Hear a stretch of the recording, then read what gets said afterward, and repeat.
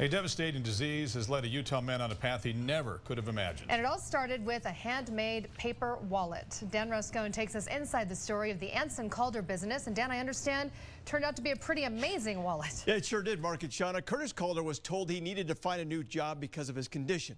While playing around with different ideas, he made a wallet out of paper. That paper wallet was the beginning of a very successful business.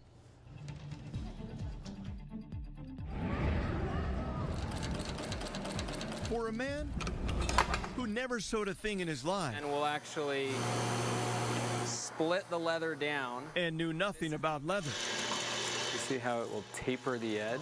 35-year-old Curtis Calder is amazingly talented. I never thought I would do anything like this. His twist of fate came during a painful time of his life when he noticed some of his muscles not working properly.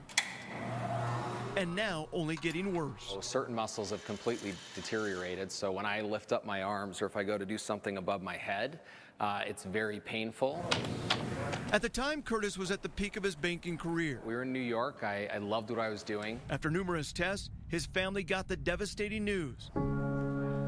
He was diagnosed with a form of muscular dystrophy. It's called facioscapulohumeral muscular dystrophy, so it's a mouthful.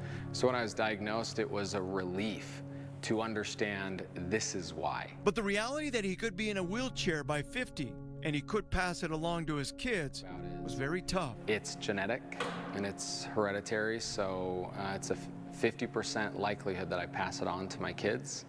We now have 4 kids. His doctor told him he needed to find a new job. So find something to do to use your arms that's not sitting at a computer. So Curtis started trying to make things, and out of the blue, this is the first wallet. He made a wallet. Made out of paper and packing tape. It worked so well, this he started experimenting. Was a couch somebody had put in the trash. After months and months of work, I was cutting out cardboard. Curtis and his wife have now mastered very high-end, very well-made leather wallets and other leather goods.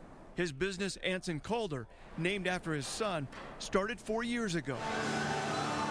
In August of last year, he opened up his first retail store at City Creek in Salt Lake.